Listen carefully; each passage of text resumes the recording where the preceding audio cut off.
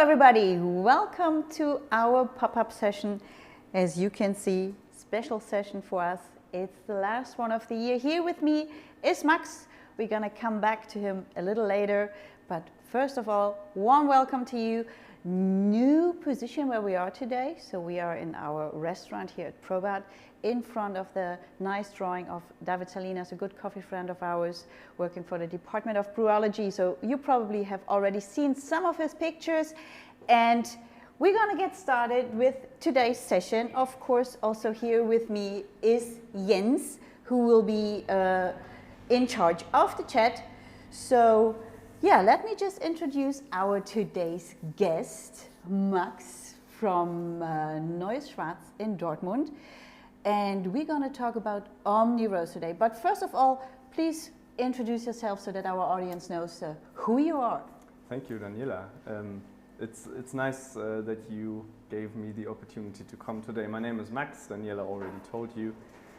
I started working with coffee and Neues Schwarz, so that was at the same time in 2015. Mm-hmm. We are a specialty coffee roastery formed by two brothers who are actually originally from the area around Dortmund, and my operating boss learned his coffee skills at Machhörndl in Nuremberg. Yeah.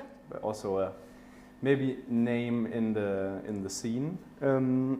So yeah, we started in 2015. I started with the very first day. At the opening day I was there. I didn't have any clue about coffee, and my boss told me that maybe that was the reason why he employed me, because my tongue was like almost untouched, because he thought it might be a good idea to employ people who and also new to the topic, because it was anyway very hard to find people working in that area for a longer period, so they had more experience. Mm-hmm.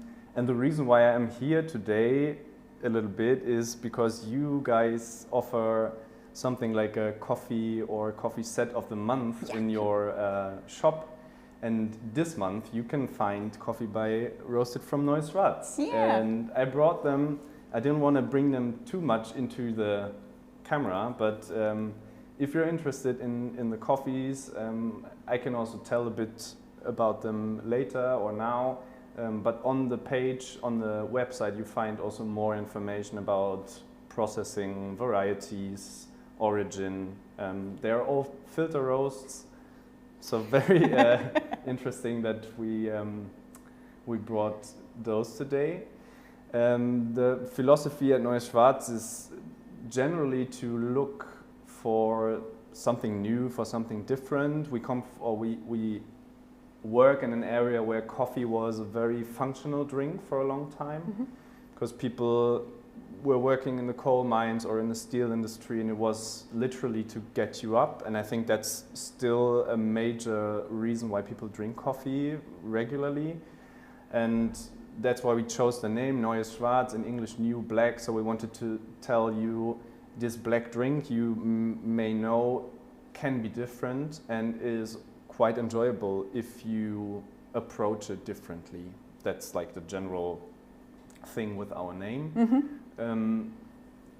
Yeah, and we try to offer a bright range of coffee. So at the moment we have like 10 to 12 different coffees, both as filter and espresso. Again, to showcase that coffee is very, very complex, and to showcase that also coffee is very, very complex. I mean, like eating 12 different apples a year is very, very common for a German person. True. Drinking different wines is very common for almost everyone who touched the wine topic, and that coffee is able to produce and deliver this. We just want to showcase, and I think it's time for it. And yeah, I'm really happy to be here and to talk about omni-roasting today. Yeah, I'm very excited, and thank you that you followed the invitation to be here with us today. And of course, we want to talk a little bit about omni-roasting. And this topic, of course, gives a lot of points of discussion. And we've already heard, oh yeah, they have roasted as a filter, or they have filter and espresso. And of course, we're going to go to this a little bit more deeper in details while we talk. But to show you that there's also different opinions around in the world, we have asked for your statements on this.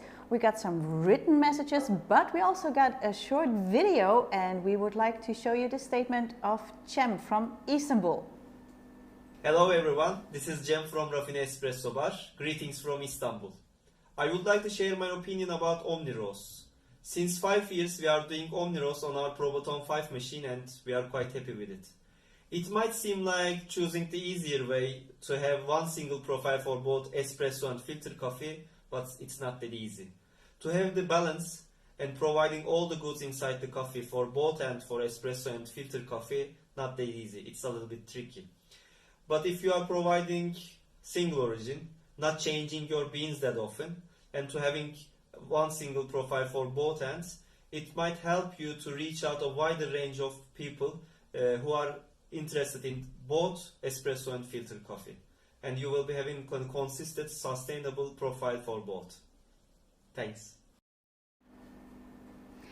And of course, what we have heard now is that omni-roasting is something which not a lot or not all roasteries like to do, and therefore of course it's nice to have you here, Max, because you're more into that roasting business. And as Cem already explained, for some coffees it's of course an opportunity to have that omni-roast, and therefore at first of course we kind of need to talk about what is omni-roast actually. I mean, in a lot of articles or in a lot of papers we read that it's supposed to be one roast, one recipe for this certain coffee that is supposed to just suit all the preparation methods.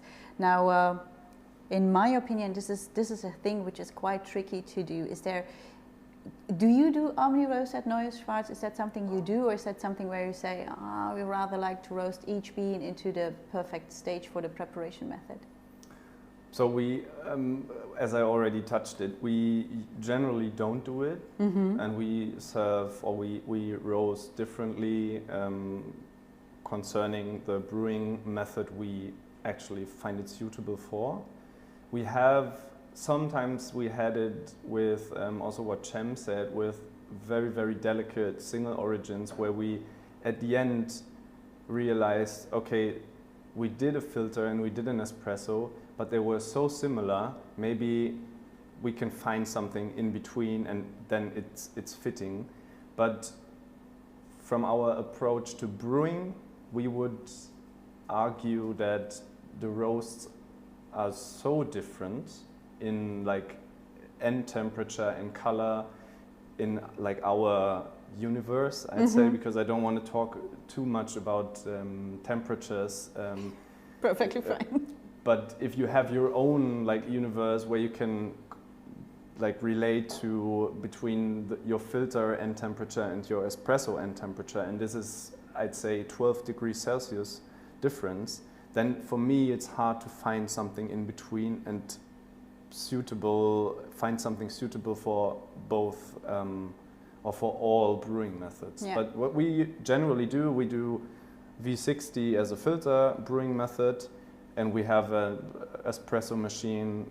I don't want to say the brand, but I'm working as a roaster and a barista, and standing behind the bar and brewing coffee every day, I cannot really see the point why I should roast the coffee exactly the same for both methods we use in our shop. That's why I say two. But we have, for example, we have a decaf in our range of goods, and that's the only coffee where we actually do an omni-roast. But this is not due to thinking that this is the perfect roast for every brewing method.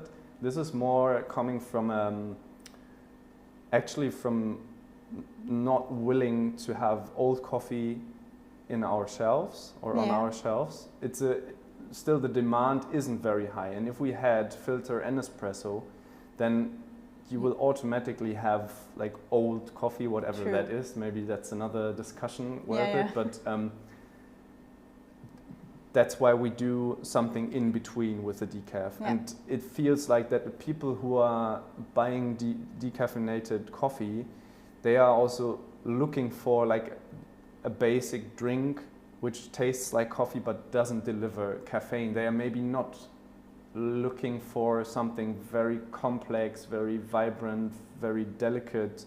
At least that's what the customers who come to our roastery or our shops told us before. That's why we thought it's the only way we can offer you decaf. We didn't have decaf for a long time, so that was like our compromise to say, okay, if we buy decaf coffee for our customers, because some people ask, then maybe the only chance is to say it has to be an omni-roast, because we don't want to open too many doors at the same time. But you already mentioned the word compromise. So in a lot of cases when talking omni-roast, it's maybe not the best to be used in the filter and maybe not the best to be used as espresso, but it's something in between. So it gives you the experience that you are able to suit both preparation ways, but still in a lot of opinions it's kind of a compromise that you do.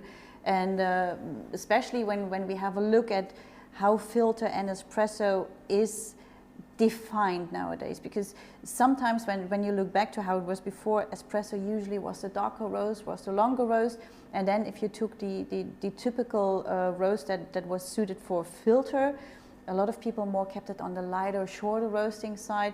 And then for sure it's almost certain that the lighter roasted coffee, you could run it through an espresso machine and therewith would be espresso, but still it gives you that probably over fruity, in some cases already probably sourish espresso that you get out of it. And this is why some roasteries just don't like to do it, and then they roast to perfection.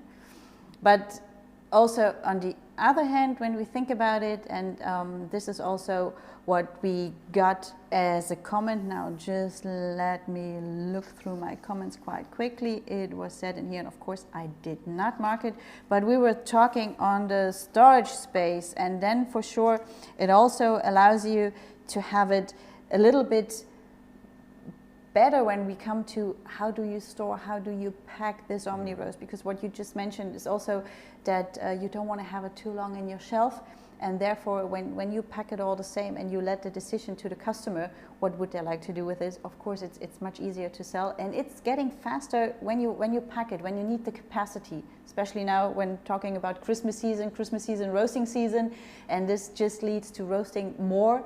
And if you do omni-roast, then of course it would just give you the opportunity to just be able to pack it right away, because the package would be the same, just with the idea of, okay, as filter it will taste like this and that, and as espresso you get completely different ingredients in your cup. So yeah, if I think back when we started Neue Schwarz, and when we also didn't sell so much coffee as we do right now, what makes you better is experience, is training. So whenever you get back to the roaster and you know maybe the last profile wasn't like top notch, was like it wasn't the best, but still I have to at least tell people and sell it, because I'm not able to afford not using this coffee. It gets you back to the roaster faster, so you can also train more. So maybe it's also a system that fits more into companies who just started, who are maybe not experienced as a roaster, come from a barista part and start their own roastery now, and now have logistically and also financially maybe see a better way if they do omni-roast. And it's still it's stable, it's not stable, it's flexible. If you can also do it for 1 year, and afterwards you realize, now I feel like I changed my approach to brewing in general, now I have to do filter and espresso. I think that's it's really important to always connect it to your brewing part, and also like try to find your own experiences with it. There are pros and cons for both, but I see Yeah. But definitely also from your point of view, I mean, that's actually pretty cool because you combine two, you the roaster and also the barista, so you exactly know what to do with a certain roast and how to adjust it so that it's actually fitting the preparation method you're using.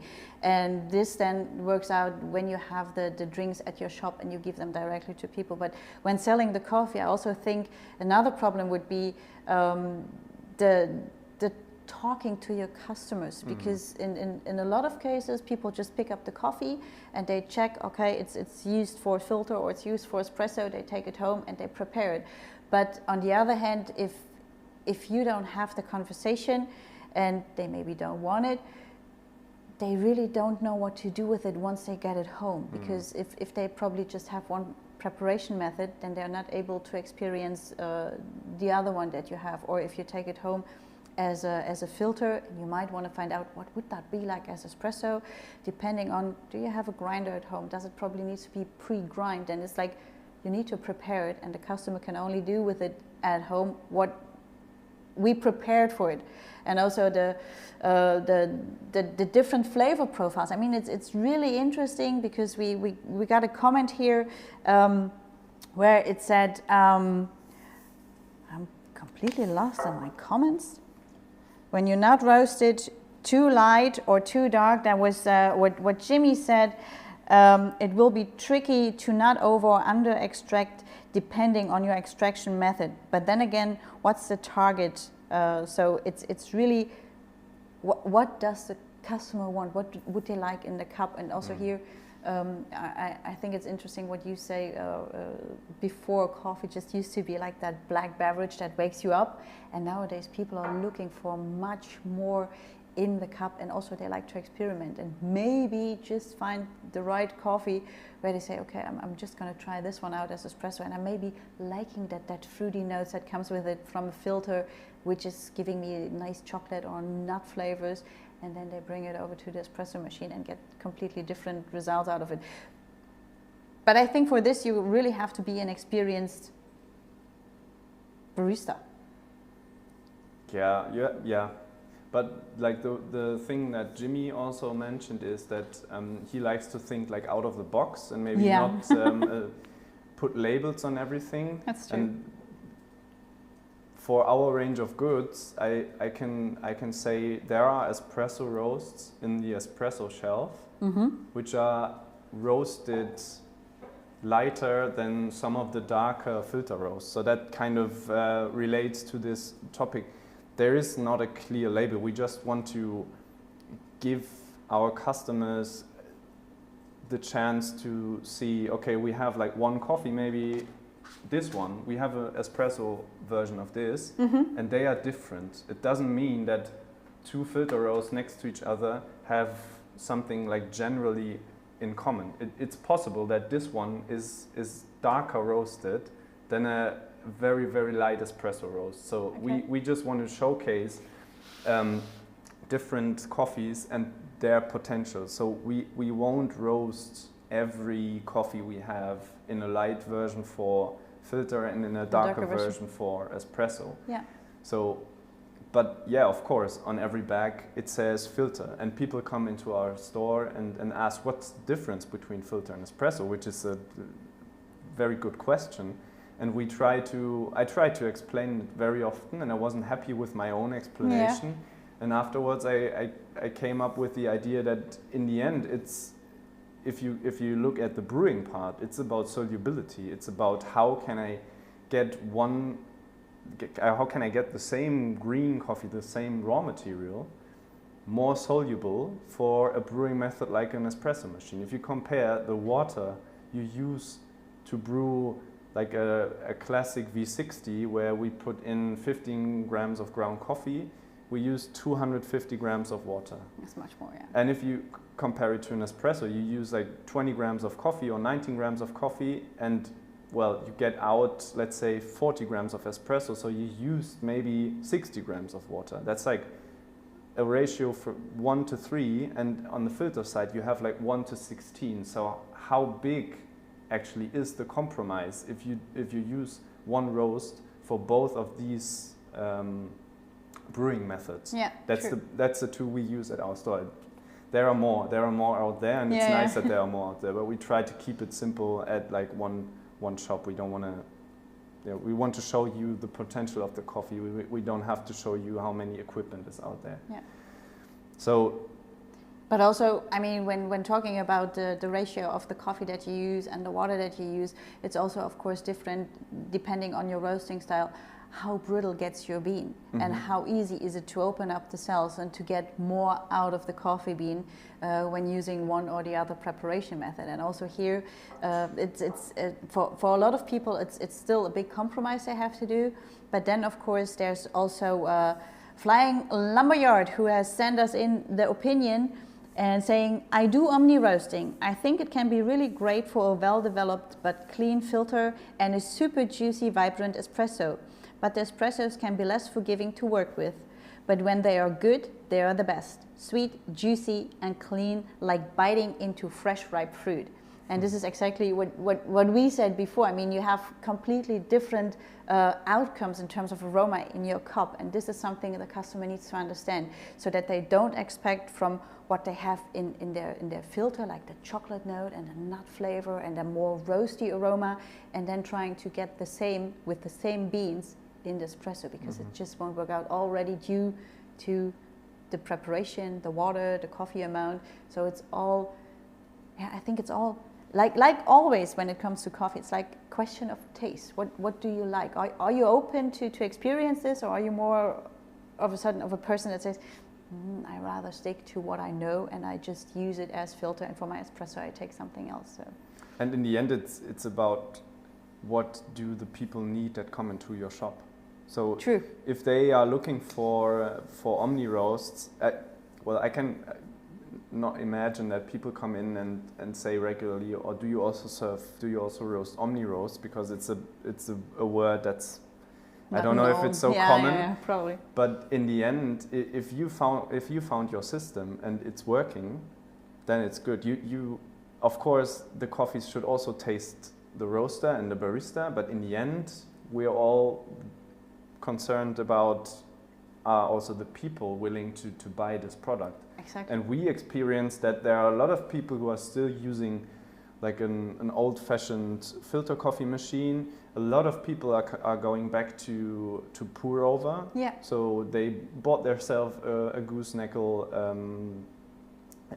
kettle or an AeroPress or whatever.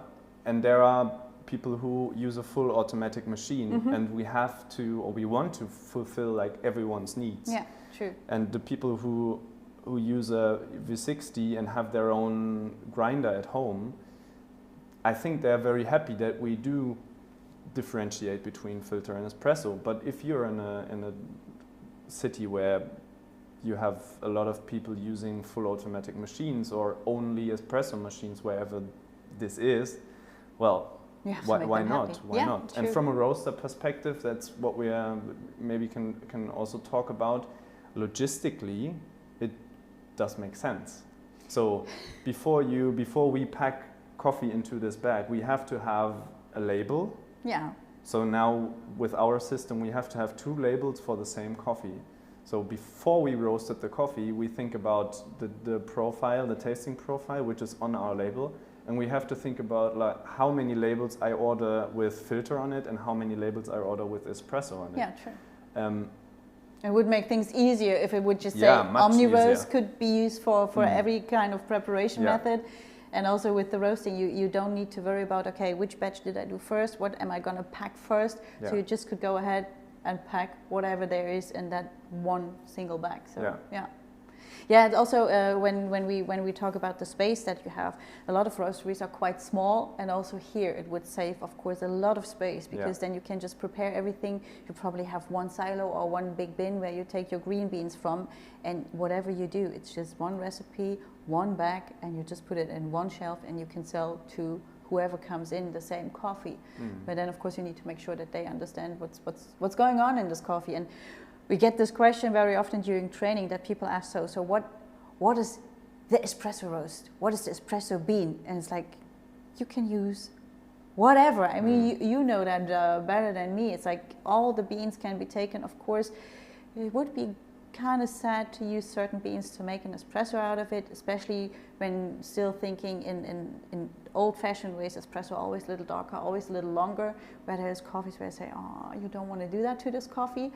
But still here, if you have the feeling that you want to use it, you can go ahead. And also what we always try to tell people that come into the training is, if you have found your roast and you decide that this is your filter roast, and you still try it out in an espresso machine, it comes out great, why not? Even if it's a lighter roast or shorter roast, it's always depending on what do you find in it. Are you happy with it? And if you are, don't change it. Just use it as what it is. So sell what you like. Yeah, like exactly. only serve what you like. Yeah, that's what we actually do, and that's why we have these labels, just to tell you, in our mind, we like if you use this particular coffee for filter, for espresso, because we put the label on it. It doesn't mean anything else. It doesn't mean this is dark, this is light. It just means we find this suitable for this particular method. yeah. But you have to educate, and you have to talk True. a lot. But for both, you will always have, or you should always have some explanation with your product, and try to explain why you do it like this. So if you don't do it and just like roast by numbers or sell by only what the people like, I think it's hard. You also have to understand your own product and find a way how it's suitable for everyone, also for yourself. Yeah. Also roast a little bit by heart, just not make everything straight from the numbers or the curves, but also even if the curve probably would tell you, oh, this is actually perfect filter roast for perfect, and you just think, I'm just gonna try it out, it could also work quite well. And it's, did you ever get the feedback from people that have bought a filter and they told you, oh, it's also great as espresso, or they come back and let you know? Sometimes it's because we generally roast a little bit lighter than the average. That's hard to say, but we very often have it vice versa, that people take an espresso roast with them and said, I brewed it with my French press and it was also very great. Oh, yeah, cool. And then we go like, well, nice. It's nice that you can also use it for a different brewing method. Yeah. So yeah, but that happens regularly. That's pretty cool. Sometimes we have people who like their filter a little bit more, a little bit darker, a little bit heavier, richer, more body, and then we say, well, take the espresso roast. It's the same green coffee. It's just roasted a little bit longer with more development time.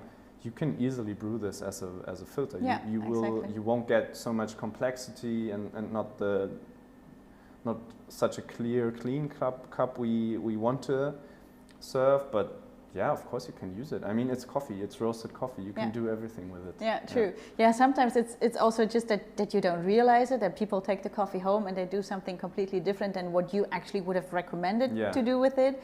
But also here, as long as they are happy with the outcome, this is what it's all about. I mean, you have to be happy with the flavor in your cup. And also here, it's what you said, just because we as roasters decide, oh yeah, that would be good as this preparation, that would be good, does not mean that the other one does not work also. So it's also here a lot of trying out, and we experience quite often when people come and they bring their espresso roast and they bring the filter roast, and we open up the bags and we check it, and it's like, yeah, but did you know that it's the same color? No, the one is much darker. No, it's not. And then you can give them the numbers. It's like, and they're all surprised. It's like, oh, I always thought that espresso has to be much darker. And this is just coming from tradition, coming from probably traditional types of roasting, that people would assume that. And when they open a bag where it says espresso and they open it, it's quite light. It's like, no, but I cannot use it. Yeah, you can, but it just gives you completely different outcome in terms of flavor and aroma in your cup, but does not mean that it's not working, and does not mean that it's not a great cup of coffee. It's just different probably of what you know so far. Yeah. And I think you get you get from a social aspect, you get people thinking about what they are buying, and maybe create some more awareness. I mean, the whole specialty topic is still very it's a very young scene in Germany. So that what I've told at the beginning, that it's a functional drink, I think it's not a regional I'd say problem. It's all over the world. People still drink coffee because it wakes them up. But if you serve two options, then if they don't understand and they are willing to ask, they ask a question. So they get into a thinking process and maybe try something new, try things out at home, grind a bit coarser, grind finer, buy themselves a grinder because they realize pre-ground coffee it's not fresh anymore.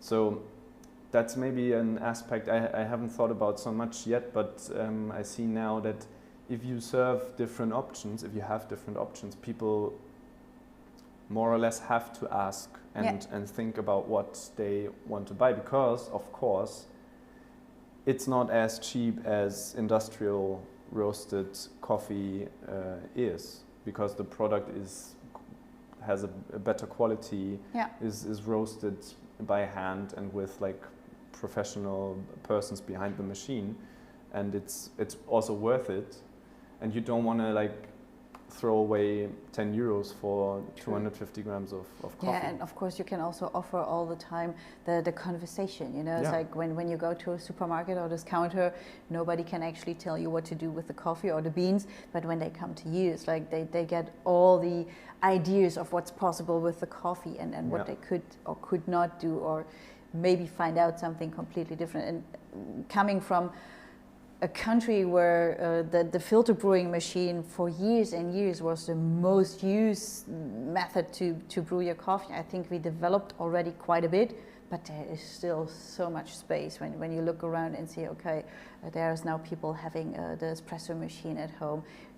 Before you thought, nah, just have some coffee and we're done. Yeah. But now they're not only finding out about different preparation, but also about different coffees, and that also here, it's just because you did something different in your roasting profile offers you already so many different flavor varieties. And also in this case, omni-roast still kind of a compromise between that, because you never get the full potential of what you actually want to show. But it's of course it's okay. But I think also here when you go into the certain direction, when you especially roast for that certain preparation method, it still gives you more of that potential of what is in the green bean. But yeah, there's also coffee suitable to be roasted in one recipe, and as we said, it just makes things a little bit easier to handle. And of course also here, always depending on what you like and what's the result that you want to have in a cup, everything is possible. It's like with all the stuff in coffee roasting, everything is possible. You should just need it to give it a try. So yeah, pretty cool. Is there any comments we should read? We of course have also the opposite, and we have here from Brutus Roasting. I think one roast for all coffees just isn't feasible. Some coffees need a little bit more to bring out the optimal sweetness. They may need a little more development for espresso. Not to say you couldn't do that. I certainly used to try, but I have found if I put the efforts into really dial in the roast for the use, it's worth it. This is just what we talked about. So also here, it's all the time different opinions, and I think this is also what makes it just so great, so alive, because you have different people trying out different roasting styles with different coffee and different preparation at the end. So it's the complete roundup, the big picture that you get. And even if you would roast the same coffee like your neighbor roastery is doing, you still come up with so many different ideas in terms of roasting profile that you can just get out so many different things in terms of aroma. So. Yeah, I think we touched this already. One thing that came to my mind is if you employ new people for your roastery and you have to show them how roasting works, maybe it's easier to tell them, so this is coffee A, this is coffee B and coffee C, and we have one profile for all the coffees. Because like we do it for 3 coffees, we have 6 profiles. Okay. Maybe it's like, could get a little complicated. Easier to jump in if there was only one recipe for one coffee. Yeah, but in the end, all of this wouldn't mean to me, because I understand the brewing approach completely different. There might be people out there who brew completely different espresso recipes or completely different filter recipes, so it works using omni-roast. But from my brewing approach point of view, it doesn't really make sense to do one roast for both, because the compromise with a lot of coffees would be too big, too great, and then you lose something on both ends. Yeah, probably. Which does not mean if you at one day find out that there is a coffee that you could use for omni-roast, you would not do it, like your decaf coffee. Yeah, so it's like always being open-minded to whatever comes. Yeah, and of course, when you say you have 6 different recipes for the 3 coffees, I mean, it's just, we started talking recipe, it could be just go much more deeper when talking about filling temperature or roasting time or roasting degree. And then even when we get back to the last session we had, when we were talking about blends, and when you put this also into consideration, it just gets more and more complicated. So in the beginning, that would be definitely an option to make it all a little bit easier. Yeah. Also, maybe taking the same blends, roasted for filter or roasted for espresso, maybe take the same blend, roast one style, and then just say, okay, as a filter you will get this and that in your cup, and as espresso it will be different, but still fine, maybe a little bit more juicy, like we had that biting into a ripe fruit. So yeah, what I think what's important is that you have the conversation with your customers going on, so that you can always let them know, okay, if you buy this, do that, do this, you can try both, so that they already know what's going on. And this is of course more or less the cool thing about having more and more small roasteries coming up, so that the coffee flavor or the coffee liking, coffee drinking of the people is still changing and adjusting and becoming better. So this is what also helps us. So the more machines we sell, the better it is for ProBite, and of course also for the coffee drinker. Yeah. Well, yeah, cool. I've already learned quite some new things, which I could not look at from our point of view, because we don't roast that much. So yeah, usually we only roast in training or for what is used in-house. And of course, we try to come up with different recipe for filter and of course also espresso. But I have to admit, we also tried it out with using the same recipe and just try out what happens. But it was very nice to hear from a roaster perspective how you do it, and then of course also with the background of doing the preparation, which is really nice to have it in one person covered.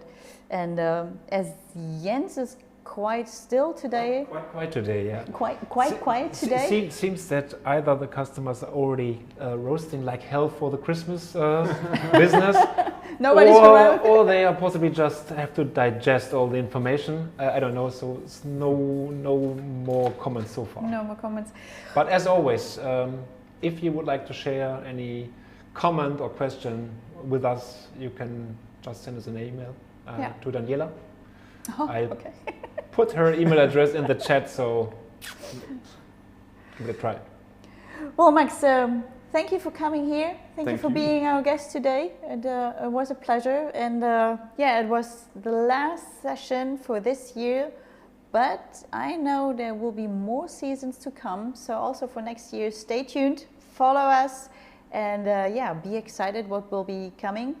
And from our side, it's a little early probably to say Merry Christmas, but still have a nice time, enjoy the Christmas days, and of course have a good start into the new year. So thanks from us, and see you next time. Bye bye.